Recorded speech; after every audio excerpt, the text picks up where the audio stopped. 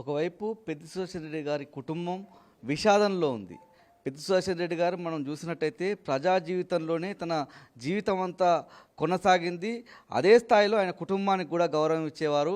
ఇటీవల మనం చూసినట్టయితే సోషల్ మీడియాలో కొన్ని వీడియోలు తిరుగుతున్నటువంటి పరిస్థితి మనకు కనిపిస్తూ ఉంది. వాళ్ళ తల్లిగారు ఆయన ఒక పేపర్ను పట్టుకొని పెద్ది సుదర్శన్ రెడ్డి గారికి సంబంధించినటువంటి ఫోటోలు చూడడము, వారి కూతురికి సంబంధించినటువంటి బర్త్డేకి సంబంధించినటువంటి వీడియోలు, వాళ్ళ సతీమణితో ఉన్నటువంటి వీడియోలు, అంటే ఫ్యామిలీకి కూడా పెద్ది సుదర్శన్ రెడ్డి గారు ఎంత ప్రాధాన్యతను ఇచ్చేవారో ఆ వీడియోల ద్వారా మనం అర్థం చేసుకోవచ్చు. అప్పటి వరకు పెద్ది సుదర్శన్ రెడ్డి గారు ఉద్యమ కాలం నుంచి మొదలు పెడితే ఇటు ప్రతిపక్షంలో కొనసాగినటువంటి పరిస్థితి, అంతకుముందు ఎమ్మెల్యేగా పనిచేసినటువంటి రోజులకు సంబంధించి పూర్తిగా ప్రజా జీవితంలో ఉన్నటువంటి వీడియోలు మాత్రమే మనకు కనిపించేవి. అలాంటి విషాదంలో ఉన్నటువంటి కుటుంబాన్ని మరింత క్షోభకు గురి చేసే విధంగా, పెద్ది సుదర్శన్ రెడ్డి గారి ఆత్మ కూడా క్షోభకు గురి చేసే విధంగా కాంగ్రెస్ ప్రభుత్వం ముందుకు వెళ్తున్నటువంటి తీరు మనకు స్పష్టంగా కనిపిస్తూ ఉంది. నర్సంపేటలో ప్రభుత్వ మెడికల్ కాలేజీకి ఎదురుగా ఉన్నటువంటి ఒక ప్రైవేట్ స్థలంలో ఏర్పాటు చేసినటువంటి పెద్ది సుదర్శన్ రెడ్డి గారి విగ్రహం అర్ధరాత్రి భారీ పోలీసు బందోబస్తు మధ్య తొలగించారు. అది కూడా పోలీసుల మీదే ఆంక్షలు పెట్టి, పోలీసులు అక్కడికి వెళ్ళి విగ్రహం తొలగించేటువంటి వీడియోలు బయటికి రాకుండా పోలీసులు కూడా సెల్ ఫోన్లలో ఆ వీడియోలను బంధించే అవకాశం ఉంటుంది కాబట్టి వాళ్ళ ఫోన్లు కూడా బయటకు, అంటే ఆ విగ్రహం దగ్గరికి తీసుకువెళ్లకుండా బయటే డిపాజిట్ చేయించుకొని మరీ అక్కడికి పోలీస్ సిబ్బందిని పంపించారంటే పోలీసుల నిర్బంధం కూడా నర్సంపేటలో కొనసాగింది. మనతో పాటు పెద్ది స్వప్న గారు ఉన్నారు, ఆమె కంటతడి పెడుతున్నటువంటి తీరు. మేడం, ఏం చెప్తారు? పెద్ది సుదర్శన్ రెడ్డి గారు వారి మరణానంతరం కూడా ఇలాంటి ఆత్మక్షోభకు గురి చేస్తూ ఉన్నారు. ప్రధానంగా ఇలాంటి కుట్రలకు సంబంధించి ఏం చెప్తారు? నర్సంపేట రాజకీయం ఇంత దిగజారే విధంగా, ఇంత నీచమైనటువంటి రాజకీయం కనిపిస్తున్నటువంటి తరుణంలో ఇవాళ దొంతి మాధవరెడ్డి గారి బర్త్డే కూడా, ఏం చెప్తారు మేడం? మా సార్ జరిగిపోయి దశదిన కర్మ అయిపోయి ఒక 6 రోజులు అవుతుంది అంతే. మేము ఇంకా ఆయన అస్థికలు భద్రాచలంలో కలపను లేదు. ఇంకా మా ఇల్లు ఇంకా విషన్నవాదంతో మా కుటుంబ సభ్యులంతా మేము ఆ షాక్ నుంచి తేరుకోకుండానే ఉన్నాము. ఇలాంటి సమయంలో మమ్మల్ని మరింత క్షోభకు గురి చేస్తారు. ఆయన బ్రతుకున్నప్పుడు కూడా ఈ కాంగ్రెస్ ప్రభుత్వం ఆయనని ఇబ్బంది పెట్టింది, నా భర్తను చాలా ఇబ్బంది పెట్టింది. ఆయన చనిపోయినాక కూడా ఆయన ఆత్మకు శోభించేటట్టు ఇప్పుడు ఇక్కడున్న స్థానిక ఎమ్మెల్యే ఆయన అర్ధరాత్రి పూట హుటాహుటిన ఇంతమంది పోలీసులను పెట్టి ఆయన విగ్రహాన్ని తొలగించాల్సిన అవసరం ఏమొచ్చింది?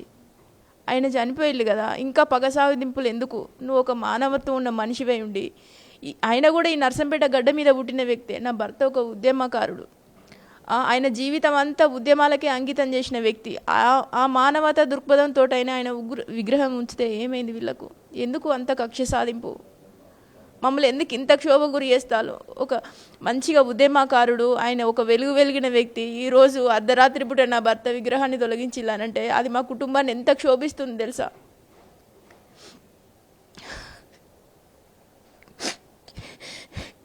దీన్ని అందరూ నర్సంపేట ప్రజలందరూ గమనించాలి. దీన్ని ఒక ఆడపిల్లని నేను తీవ్రమైన విషాదంతో ఏడ్చుకుంటూ ఉంటే, ఈరోజు ఆయన బర్త్డే అని, ఆయన బర్త్డే కానుకగా జిల్లా అధికారులు ఒక ఉద్యమకారుని విగ్రహం తొలగించి ఆయనకు కానుకనిచ్చిల్లంటే ప్రభుత్వం ఎవరికి పనిచేస్తుంది? దేనికోసం పనిచేస్తుంది ప్రభుత్వం? వాళ్ళే అధికారిక లాంఛనాలని ఆయనను గౌరవిస్తారు, మళ్ళీ ఆయన విగ్రహాన్ని తొలగిస్తారు. అంటే ఎందుకు మీరు ఇంత క్షోభ గురి చేస్తారు మమ్మల్ని? ఇంత నిర్బంధ కాండ ఏదైతే నర్సంపేటలో 1990వ దశకం నుంచి ఒక నిర్బంధ కాండ ఉండేది. ఇక్కడ ప్రజలంతా ఒక స్వేచ్ఛ వాయువులు పీల్చే విధంగా అలాంటి పరిపాలన అందించిన వ్యక్తిగా కూడా పెద్ది సుదర్శన్ రెడ్డి పేరు సువర్ణాక్షరాలతో లిఖించబడుతుంది. ఇవాళ కూడా ఆయన విగ్రహం తొలగింపు నర్సంపేట వ్యాప్తంగా, నర్సంపేట పట్టణమే కావచ్చు, నర్సంపేట నియోజకవర్గంలో ఉన్నటువంటి అన్ని మండలాల్లో పోలీసులు మోహరించారు. ప్రభుత్వ కార్యాలయాల దగ్గర పోలీసులు మోహరించారు. ఇక్కడి నుంచి మొదలుకొని హన్మకొండ, ఉమ్మడి వరంగల్ జిల్లా వ్యాప్తంగా ఉన్నటువంటి ముఖ్య నాయకులందరినీ, ఆయనతో అనుబంధం ఉండి ఆయన పలకరించే ప్రతి ఒక్కరిని ముందస్తు అరెస్ట్ చేశారు. ఇంత నిర్బంధకాండ అవసరం అంటే ఏం చెప్తారు మేడం? మేము మార్నింగ్ లేచేసరికి మా ఇంటి ముందు ఒక 3 బస్సులలో వచ్చారండి పోలీసు వాళ్ళు. వచ్చి గేట్ దగ్గర ఉండి మా ఇంట్లోకి పాలు రాకుండా, కూరగాయలు రాకుండా అందరిని ఆపేసిళ్ళు. ఏంది ఏమైంది ఇంతమంది పోలీసులు వచ్చిళ్ళు అని నేను ఫోన్ చెక్ చేసేసరికి ఆయన విగ్రహం తీసేసిల్లని తెలిసి, ఎవరైతే మాకు ఆయనకు సంబంధించిన అభిమానులు ఉన్నారో వాళ్ళందరినీ ఎక్కడెక్కడ నిర్బంధించిల్లండి. రాత్రే పోలీసులు తీసుకెళ్ళి ఎక్కడెక్కడో పోలీస్ స్టేషన్లో పెట్టిల్లు. వాళ్ళ ఫోన్లు లాక్కున్నారు. మొత్తం నర్సంపేట అంతా సైలెంట్ అయిపోయిందండి. అందరినీ భయభ్రాంతులకు గురి చేయడం అంటే దీని వెనకాల ఆంతర్యం ఏంది? ఒకప్పుడు అంటే ఒక 95, 96 ఆ టైంలో ఇక్కడెప్పుడు గొడవలు, తలలు పలగొట్టుకోవడాలు, మర్డర్లు జరిగే ప్రాంతం ఇది. అలాంటి ఈ నర్సంపేటలో నా భర్త గోదావరి నీళ్లు పారించిండు. రక్తం ఏరులై పారేది అప్పుడున్న రాజకీయాలల్లో ఈ మాధవరెడ్డి గారి దయ వల్ల. అట్లాంటి ఈ ప్రాంతంలో నా భర్త గోదావరి నీళ్లు వారించి ఈ ప్రాంతాన్ని సస్యశ్యామలం చేసిన ఒక మంచి ఉద్యమకారుడు. అలాంటి ఉద్యమకారుణ్ణి ఆయన చనిపోయినాక కూడా పగ సాధిస్తాలనంటే మళ్ళీ పాత రోజులు గుర్తొస్తాయేమో అనిపిస్తుంది నర్సంపేటకు.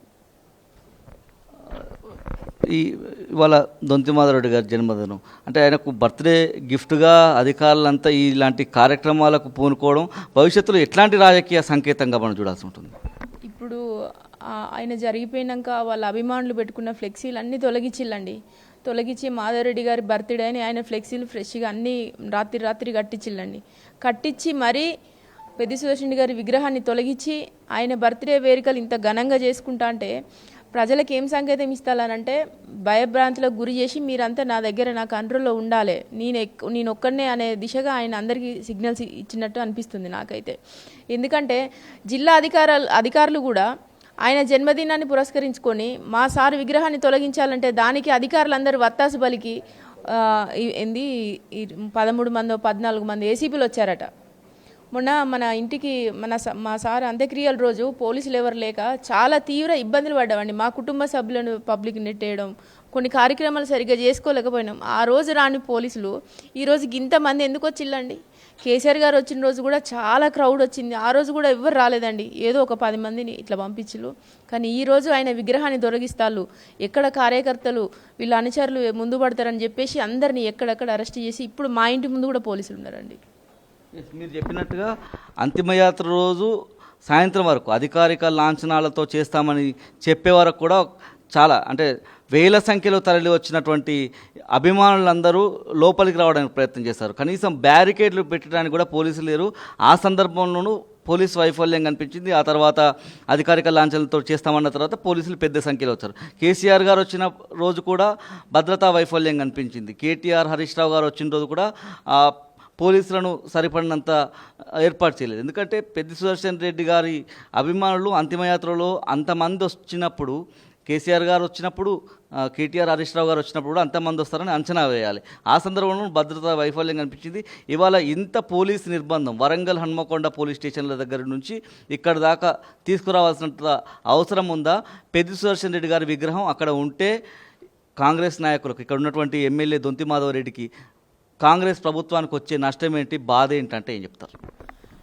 ఇప్పుడు మాధవరెడ్డి గారు అధికారం నా చేతిలో ఉంది, పోలీస్ వ్యవస్థ నా చేతిలో ఉన్నది, నర్సంపేట ప్రాంత ప్రజలను భయభ్రాంతులకు గురి చేయాలనేది ఆయన ఉద్దేశం. అది స్పష్టంగా అర్థమవుతుంది.